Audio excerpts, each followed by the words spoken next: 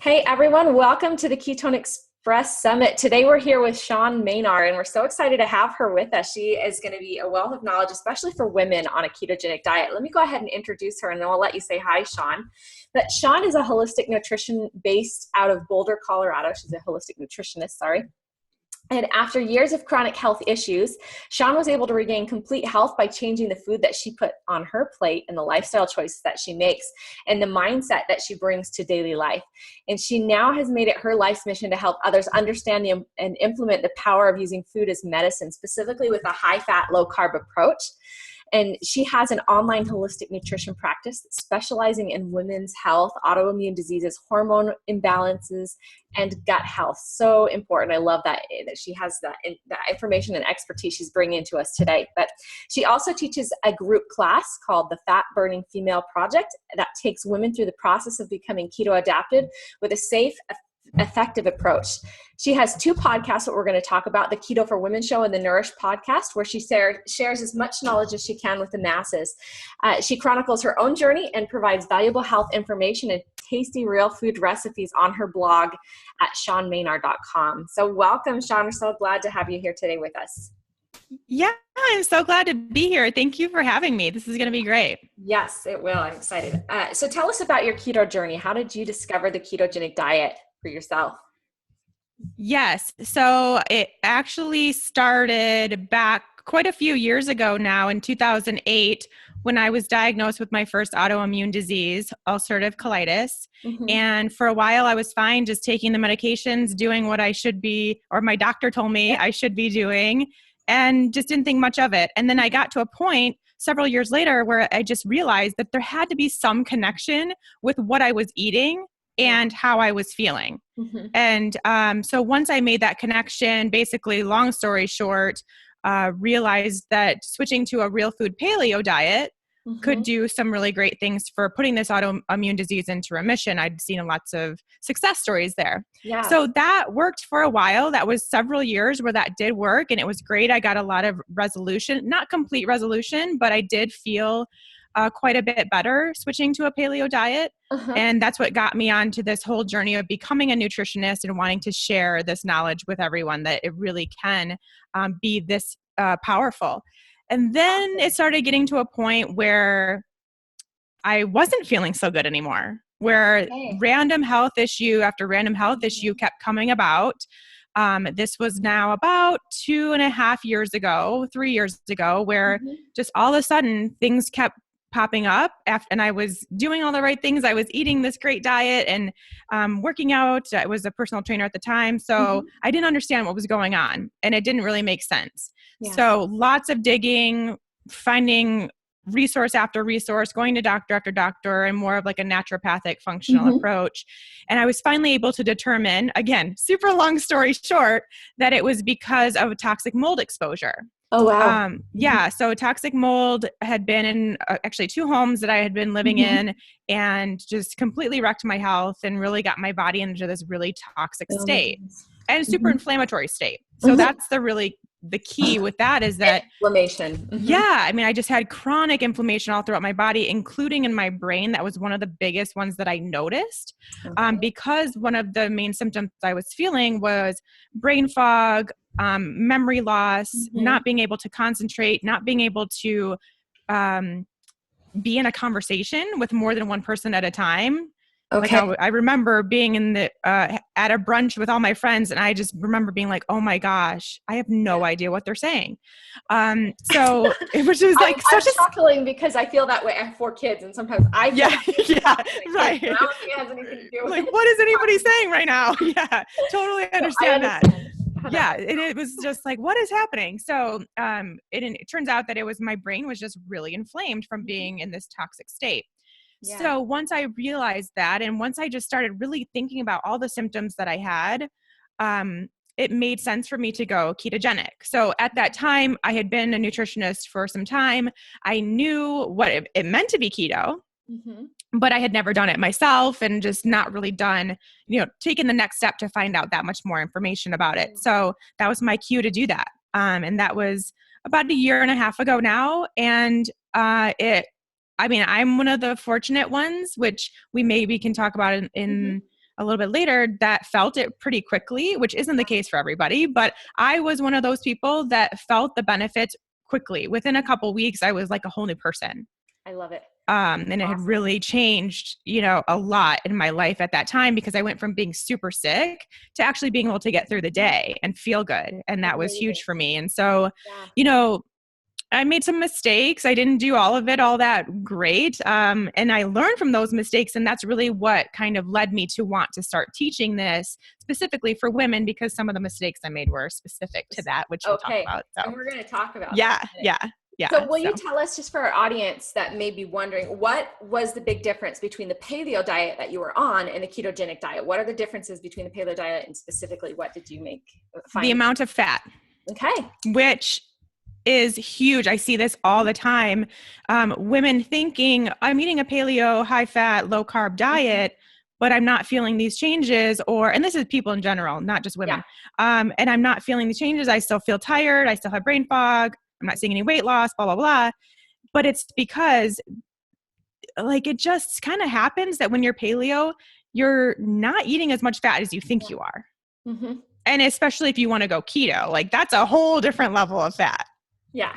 Right. Okay. Which I think we all understand, but I think it bears being repeated as to how much that actually is to start producing ketones. Okay. Very interesting. And so I know you just said this, and I totally agree with you. Everybody's body is different. So saying that everybody should have this amount of fat isn't really the best way, but what would you say the target should be for a ketogenic diet if you're going to go?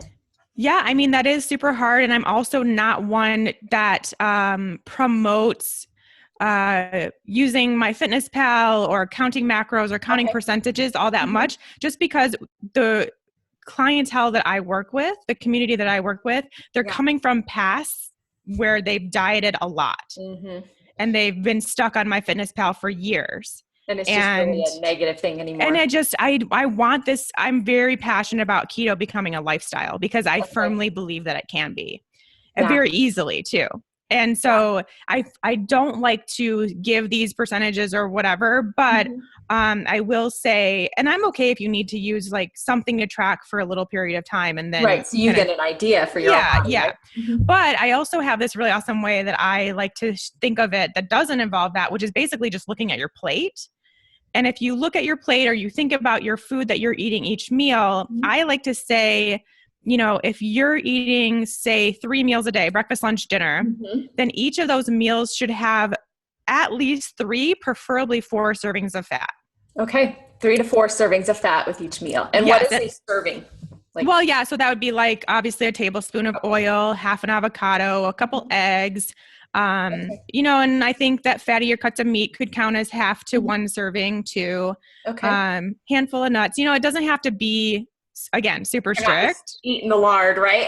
Right. Yes, exactly. But if you need to do that, I have lots of people that think coconut oil just off the spoon is good. And I'm like, go for it then. I like off the spoon. I put it in hot drinks. I'll put it in ghee or whatever. That's a big one too, but I'm not quite there yet, but I can do ghee off of a spoon for sure. Okay. And then if you are someone that likes to snack, then as long as those snacks are fattier sources too, then you're still probably you're going to be right in that range, which is great. Okay. Good to know. Gotcha. Yeah. All right. So now we talked about this a little bit. You focus on keto for women. Why, what are the specific things that keto can help women with, especially? I know there's a lot. There is a lot. And there's so much that obviously go for both men and women, right? But if we're talking to the females specifically right now, I think that shockingly enough, hormonal balance is a big one.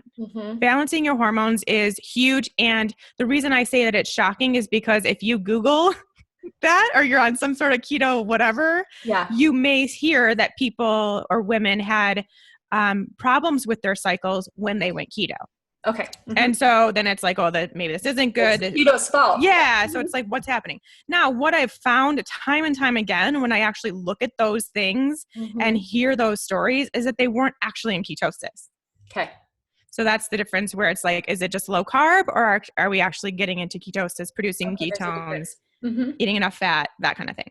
Okay. So when you're actually in ketosis, and this is just working with hundreds of women now, getting them into a ketogenic diet safely, the hormones are such a great benefit. The fact that within a month or two, you can experience far less PMS and So just mood having, balance.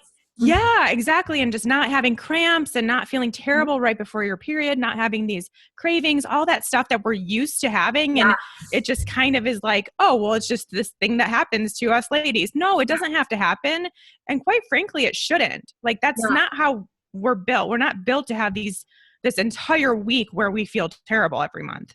That's not normal. You know, it's so funny that you say that. You're probably the third or fourth person that we've interviewed on this summit today that has mentioned that specifically. This issue where women think that it's just part of life. You have to be miserable when you don't, like you said. You don't. You don't, and you shouldn't. And if you are feeling miserable, then that's a sign that you need to do something. Yeah. Like, you have an imbalance that you need to work on in order to reach optimal health. And then you can kind of experience this great thing, which is basically just like your period comes and you're like, oh, there we go. And then 28 days later, it comes again. It's like, all right. So, which is really nice. So that's one of the benefits. It's never convenient, but you don't have to be miserable. Right. Totally different. Yeah, exactly. Cool. So hormone balance you talked about specifically. What are some of the other things that you're seeing women really have success with on the keto diet? I think reduced cravings and increased satiety and just feeling like you're eating enough food and you feel really good. You're not always hungry. You're not craving those cookies. Yeah. The blood sugar swings and but also just like legitimately not wanting treats and sweets, which I know, again, for a lot of us women who have been on these past dieting habits, like, to think that you could ever get out of that cycle is crazy, where all of a sudden you just like binge. Like, those feelings of wanting to binge and just going off the rails they're gone, which is so nice. It's amazing. I hear you. Very cool. And I think it's a combination of obviously you're regulating your blood sugar, which is huge. It's one of the biggest goals with going keto is to regulate that blood sugar, but you're eating good, high quality, nutrient dense foods, which you're getting from that fat source. So your body is actually satisfied. Yeah. So you're getting what your body needs and it's happy. Yes, exactly. So you don't have to go to all these, extremes and these cookies and whatever to try to get that. So I think that's great. Another thing, I think migraines are big. So I have a lot of women that come to me with migraines that are able to heal that. Probably hormonally related. Yes, exactly. And also maybe some sort of stress response. So being able to regulate that stress response is great too. Better sleep is a huge one, which I think again is a combination of maybe some hormonal regulation, some stress reduction, but also nourishing your body. Yeah. Good nutrition. Like when you start getting off this diet bandwagon and just get onto a lifestyle that is giving you enough food and enough nutrients, it makes a huge difference. Yeah. So all really important things. But, my favorite thing is just when I hear women say, I actually could see myself doing this forever. Like, I don't think that I need to go find another diet, go find the next thing to do, the next crash thing. Like, that happens all the time. And it's like, that's the most gratifying thing, right? Right. Because that takes them from this obsessive kind of focus on what am I eating and what size am I wearing to let's go do awesome things. Let's be awesome. Right. Like, I have all this energy. I feel so great. And I want to go experience life. And like, I'm not going to keep worrying about what's on my plate or how many calories I'm eating or XYZ. It's just like, let's be done with that. And people can realize that through the keto diet, which I think is fascinating. Yeah. Because like we talked about, they're satisfied. They feel great. They're looking great because they're losing the weight. Right. And so it takes them to that whole nother level. So cool. And I love it. The food's great. So satisfying. How could you not be satisfied with that? You don't feel like you're starving yourself anymore. Exactly. Very cool. So what are some of the principles of a ketogenic diet? Like, we kind of, a ketogenic diet is 75% fat and so many carbs and so much protein.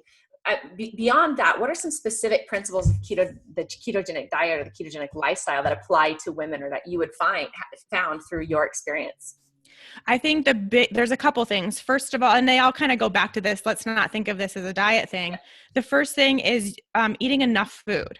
So if you're someone, and this is the case, again, if you Google keto and you get onto these, forums and stuff, you'll see people are like, oh, I barely ate today, and like that may work for you eventually. And that may be something where you can fast and do all this stuff. Do But the intermittent fasting. Yeah, which I do myself. I think it's a great tool. But I also think that there is the need for women to prepare their bodies for that and to actually be ready to handle that. And if you're coming from this place where you've been on a restrictive diet or eating pattern for any period of time, or you're just stressed, which we all kind of are, right? But if like you're not there, then reducing your calories to that degree is going to cause even more stress on your body. Like we kind of need to get to this place first where our bodies know that it's safe. There's plenty of resources available. There is not a famine. Everything's good. They're nourished, all this stuff. Your hormones are balanced. Your adrenals are great. You're feeling really good. And then you can experiment with that. But I think to start, I've seen it so many times. To start, I really think that getting the right amount of food for a period of time is the best route to go. It makes so much difference. Yeah. So I like to talk about things as I'm learning. So I'm having this aha as you're saying this, because someone else had said, on a ketogenic diet, you keep your ratio of your proteins and your carbs the same level if your goal is weight loss, but you don't necessarily increase the fat as much, because you're trying to burn your own body's fat, right? And that may be true for a weight loss situation, but if you start from that way, you're going to starve and it's not going to be sustainable. So start with lots of fat, get your body functioning, get those, because you have to have the fat to make the hormones to get it back in balance. And then if weight loss is really your goal, then play with the fat. Exactly. Exactly. Yeah. I just think that taking that period of time where you're just going to like really love and nourish your body appropriately, get into a ketogenic state. So make sure you're actually producing ketones, which is hard for a lot of women to do if they're not increasing their fat enough. Like people will really struggle with that. And so get to this point, like get everything moving really well, feeling really good, and then experiment with that. So, and you can experiment with everything. You can experiment with fasting. You can also experiment with, for you, how many carbs can you have and stay feeling good? For you, how much protein should you have? How much fat can you have? Like that's where it all becomes very bio-individual. But I do think starting point, most of us women needed to give ourselves that time. Yeah. I think that's really good advice. Very good. Okay. So what are some, so we talked about that carb thing too. Like, so a lot of times on the ketogenic diet, like women are afraid to increase their fat that much because they're like, we've been told fat makes us fat, right? Yes. Don't eat fat, you're going to get fat. So I know. Eat the fat because they're going to get fat. What advice would you give? Well, I mean, we go through the whole list of why fat isn't actually the culprit. We were told that there's no scientific backing for that whatsoever, that fat makes you fat. My biggest thing that I say is they have the same name, but they're not the same thing. Fat on your body is not the same thing as dietary fat. They're two completely different things. And I think we just, at some point in history, assumed that since they're called the same thing, that's what they do. I have no idea. But then I just go through the whole process of how it's actually our blood sugar and the role of insulin in how we actually store body fat. Right. And so when you actually understand how insulin works, and that every time you are eating a carbohydrate, which all of them turn to glucose when in our bodies, and then that blood sugar response always calls upon insulin as well. And then how much insulin we have going on and how many times our body does this per day, that's what regulates the amount of body fat that we have. Yeah. It's what tells your body to store the fat. Exactly. So when we can then back that up to be like, oh, okay, so that's all because of a carbohydrate. And I don't think that carbs are the demon by any means, but I think the amount of consumption that happens on a regular basis for most people, even if they're eating a healthy diet, is the problem. So if I can get people to understand and back that up, and luckily, because ketogenic is becoming something that more and more people are doing, we're seeing that the more and more fat people eat, the healthier and healthier they get. Yeah. So we don't even necessarily need all this science anymore. We have people walking the streets every day. Yeah. Yeah. I love that people on the ketogenic diet, they're getting their blood work done regularly, and you're seeing the numbers and what the doctors have said. And it's like, well, that's not happening with the ketogenic. Exactly. Yeah. Like I've tracked my blood markers this entire time, and they're amazing. Okay. Very cool. It's so cool to see just inflammation come down, and your HbA1c and your insulin and your blood glucose all just be like spot on. It's so great to see that. Yeah. And that's the thing that most, I think, people are missing when they talk about their health, and they're not looking at those things. It's great to get those specific markers and to see what your own body is doing. I mean, I'm like a science person, so I love like the numbers and stuff like that. It's so nice to see that for your own body. Mm-hmm. It really is. So let's talk about the cortisol thing too. Well, we're kind of talking about those misconceptions, not cortisol, cholesterol. Yes. So tell us about cholesterol and why saturated fats aren't the demon either. Well, the biggest thing is that we actually need cholesterol so badly. Like cholesterol is the building block for our hormones, for our brain function, for so much that we do on a daily basis. And your body is going to produce that regardless of what you're eating.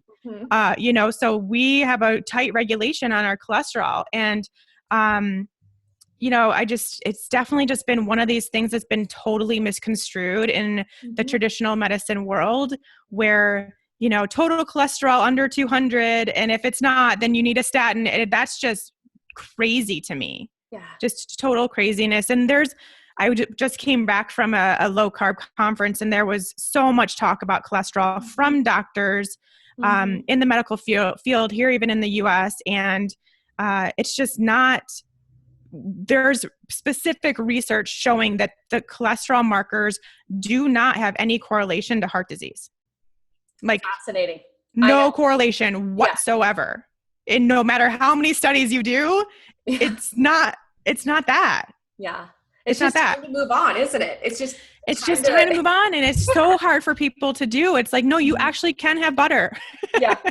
And you should have butter, and what's so fascinating as far as women goes, there are studies that show that women that have higher cholesterol as they age live longer.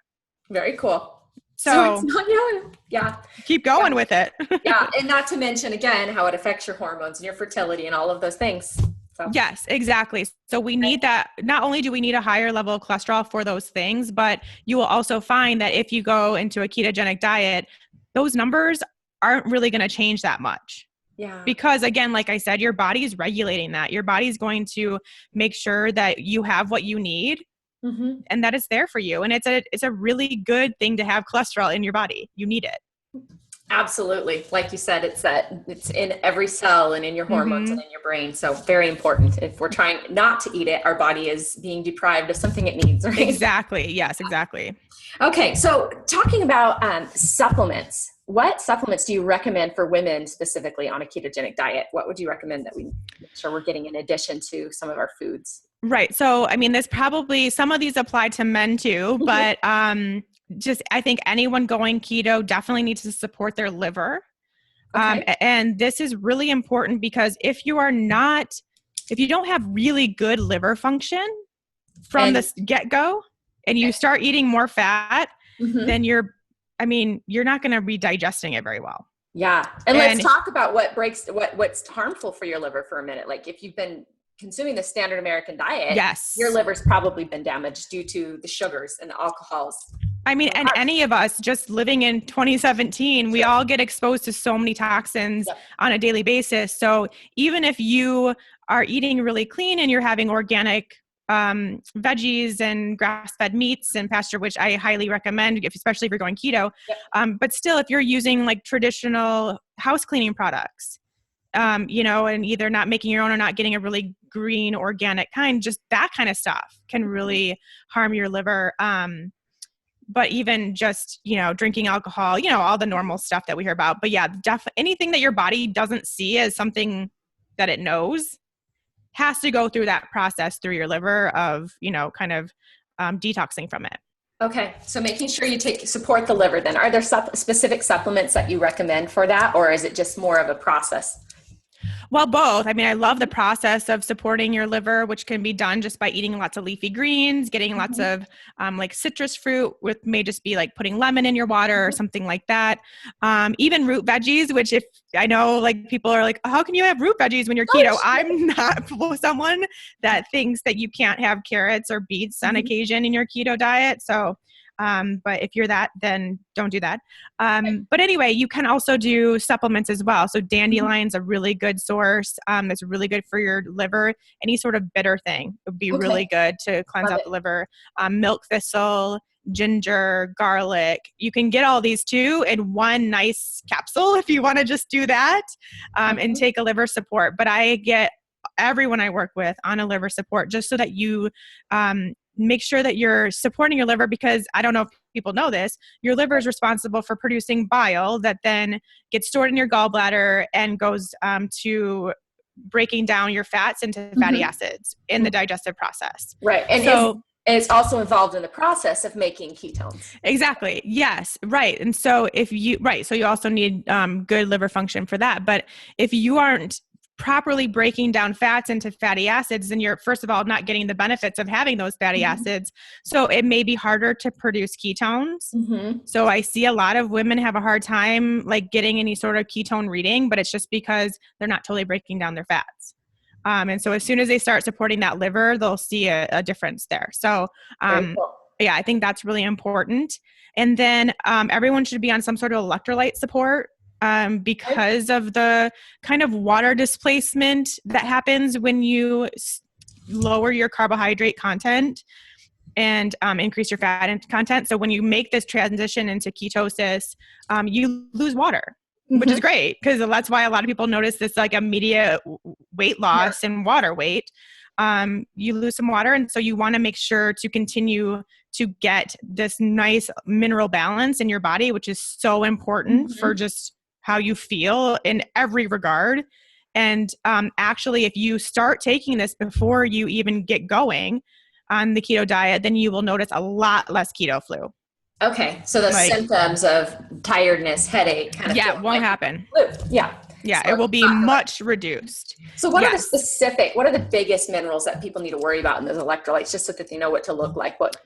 Magnesium is probably the biggest, calcium, potassium, and then sodium, which I prefer people to just get through high quality sea salt. Okay. And putting that either in your water on a pretty regular basis. So definitely on a daily basis. Okay. Sometimes a couple times a day. Good high quality, like pink Himalayan, Celtic, sea salt, something like that. Okay. The funky salts. Yeah. Yeah. The ones with color. You always want a salt with color.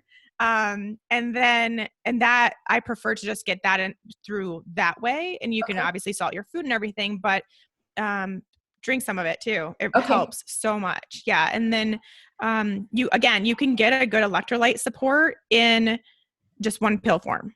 Okay. Just make sure you're searching for that. Either a powder or a capsule or something that you can get your electrolytes, and look for those specifically in it. Yeah. And I mean, the only problem with the powder forms is sometimes they'll have some random weird stuff in it that we want to stay away from. So just make sure that it's pretty clean source. Yeah. So that's another one that's a no-brainer. And then, for women specifically, I think it's always kind of important to support that stress component that we have. I mean, I've yet to meet one female that's not stressed. I don't know about you. To some degree, we all have something going on. And so just doing something to where you can support that stress response, which there are some great adaptogenic herbs out there that are really good at supporting cortisol response. And, adaptogenic herbs, what they do is they'll increase cortisol when you need more, and they'll decrease it when you need less. And so if you're someone that just has chronically low cortisol throughout the day, you don't really have any sort of energy or go get them or anything, then it will help you kind of increase that. So you feel like you do have a little bit more energy, and it does so naturally. So I really like rhodiola. It's a really good one. Okay. That's a really, a good herb to support the adrenals. Ashwagandha is really good. And you can, again, find these herbs in a blend too, in one pill. So you can find a blend of adaptogenic adrenal supports that I think are really great for most people. Most people are going to do really well with that. Love it. Such good advice. Okay. Love those things. And the specific, the information that you've shared about why we want those too. Yes. Good. Okay. So what are your top tips for getting results on a ketogenic diet for specifically weight loss, and then also for therapeutic benefits beyond the weight loss? What are some of the top, we kind of touched on some of them. Yeah, but I can keep going. Don't worry. Okay. Well, this is going to probably come as a shock to some people that maybe don't know me and my philosophy, but if you are looking to lose weight with a ketogenic diet, I would tell you to not focus on losing weight with the ketogenic diet, because I see it every single day. It's amazing how much of us get so stuck on that number and on that need that we forget everything else that's going on in our bodies and everything else that is going into the reason why you need to lose weight or why you can't lose weight.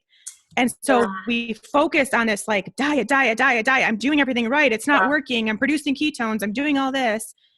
And we get really obsessed with that when it's like, especially if you're eating a real food, high quality ketogenic diet, that is about this much of why you're not losing weight.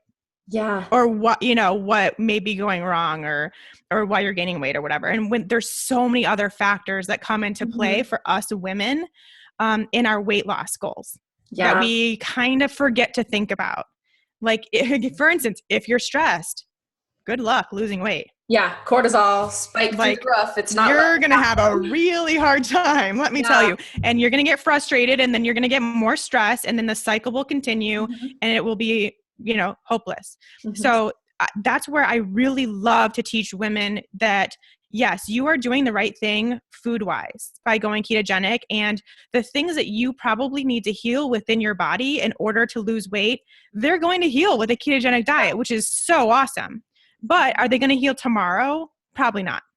It took a while to get there. It took a while to get there. And if you truly want to lose weight that you need to lose once and for all, then let's focus on why that happened, or why you're at where you're at, and what needs to be healed beyond just the diet to get there. Okay. So your health is the end goal. Weight loss is more of the side effect, which is a side effect. Totally. That comes with totally. Yeah. Because, the more you can learn about your health and what else you have going on, that's what's going to heal and what you can focus on to help you heal. And then you will see weight loss. But if you only are focused on that one thing that really is just a symptom of something else, you're going to be in this constant cycle that never ends. Yeah. And that's when you feel deprived, and it's mentally hard, and it's slow, and it gets painful. And you get frustrated, and then you think something's wrong with you. And then you go on to the next diet, and you think that keto doesn't work, when really you were doing great things for yourself. And you are, by being in a ketogenic state. It's unfortunately for most of us women, it's going to be slow. Okay. It's not going to be as quick as we want it to be. And the only thing I'll say, some people experience really awesome, amazing, quick weight loss. And so that's amazing for that person. And that's really great. But those are not the majority of cases. Most of it's going to take a little bit longer if we're going the right route, if we're not starving ourselves, if we're taking the time to really work on our hormones and work on our stress and get everything regulated, it might take a little bit longer.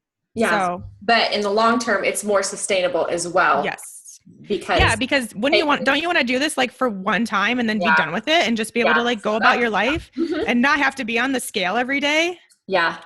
That sounds nice, right? Exactly. And then, like we said at the beginning, just get through that whole focus on what your size is and what you should be or shouldn't be eating. And there's always, in every single person, there are other things that you can have as a goal. There's got to be something else. Like, I want to sleep through the night. I want to get rid of my migraines. I want to be able to play with my kids and not feel tired. Yeah.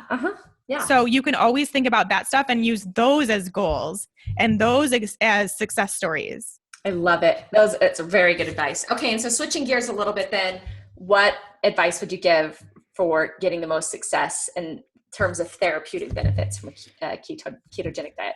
Yeah, I would say for that, you really want to be someone, and I really kind of recommend, I do recommend testing for most people, unless you're someone that's really going to become obsessive about it. Mm-hmm. But I do like testing ketones for most people. If you are someone that's doing it for a therapeutic purpose, then you really probably want to make sure that that's a regular thing, because you are going to need to be producing a certain level of ketones to get those benefits. So you want to make sure that you're staying in ketosis and that you're eating the right diet to get you there. So you're having enough fat, reducing your carbs as much as you personally need to, and getting to that point. So I do recommend keeping up with that.